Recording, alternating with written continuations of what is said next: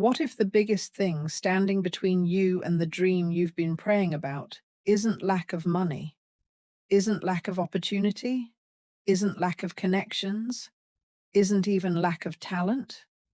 What if the biggest obstacle is something much quieter, something that doesn't look dangerous, something that doesn't make noise, something that doesn't announce itself when it enters your life, something that simply whispers, tomorrow, I'll do it tomorrow, I'll start next week, I'll begin next month, I'll take the course later, I'll write the book someday, I'll start the business when I have enough money, I'll exercise when things become less busy, I'll pray more when life settles down, I'll apply for the opportunity later, I'll make that phone call tomorrow, I'll pursue that dream when I'm ready, and tomorrow comes.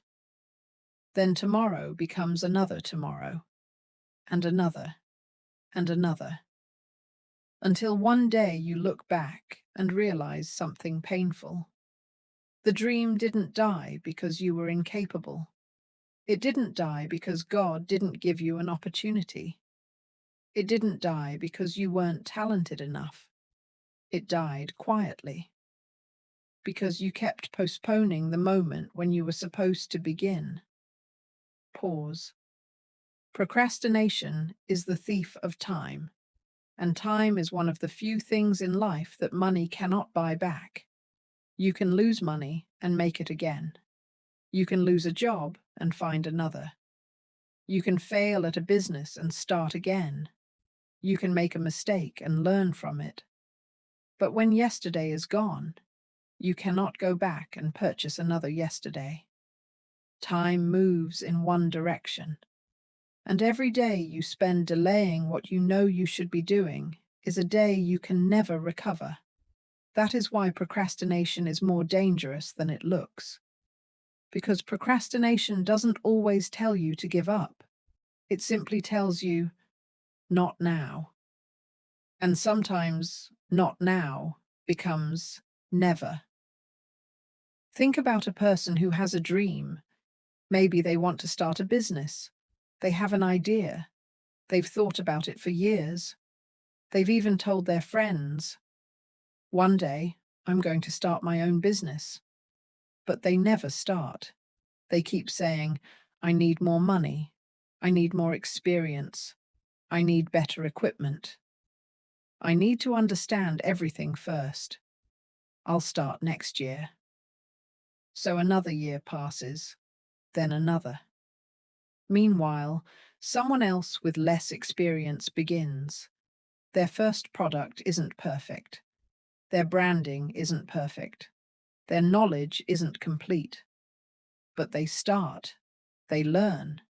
They make mistakes. They improve. They get their first customer, then their second, then their 10th. And while the first person is still planning, the second person is building. That is the danger. Sometimes the difference between two people isn't talent. It isn't intelligence. It isn't even opportunity. Sometimes it's simply this. One person started, and the other kept waiting. One of the reasons people procrastinate is because tomorrow feels unlimited. When you're young, you may feel like you have all the time in the world. You tell yourself, I have plenty of time. I'll learn later. I'll save later. I'll start later. I'll take my spiritual life seriously later. I'll build my business later. I'll repair that relationship later. I'll pursue my purpose later. But the problem with later is that later is not guaranteed. James chapter 4, verse 14 says, Whereas ye know not what shall be on the morrow. We don't know what tomorrow holds. That doesn't mean we should live in fear. It means we should live intentionally. Psalm 90, verse 12 says, So teach us to number our days, that we may apply our hearts unto wisdom. What a powerful prayer. Lord, teach me to number my days. In other words, help me understand the value of time. Help me recognize that my days are limited. Help me stop wasting what I cannot recover. Help me use my life wisely. Because when you understand that your time is valuable, you stop treating every day like an unlimited resource. There is nothing wrong with having dreams, but a dream without action remains imagination. You can have the most beautiful vision for your life, but if you never move toward it, nothing changes. You can say, I want to write a book. But have you written the first page? I want to start a business. Have you researched the market? I want to learn a skill. Have you opened the course? I want to become financially stable. Have you examined your spending? I want to grow spiritually. Have you opened your Bible? I want to start creating content. Have you created the first piece? I want to go back to school. Have you researched the requirements? The question isn't simply, what do you want? The better question is, what are you doing about it? Because intentions do not build businesses. Intentions don't write books. Intentions don't create skills. Intentions don't build relationships. Intentions don't change lives. Action does.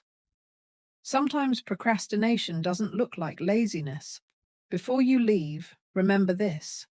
Your future is being shaped by what you do with your time today.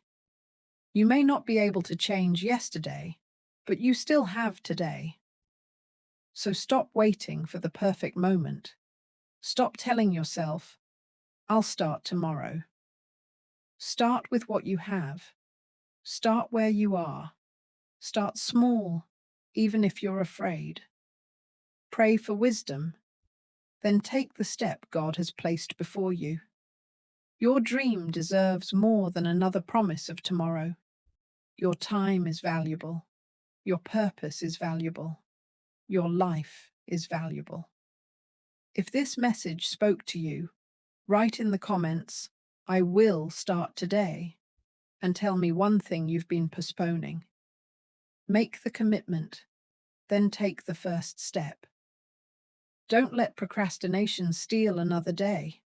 Keep believing, keep growing, keep building, and most importantly, keep moving toward the person God has called you to become.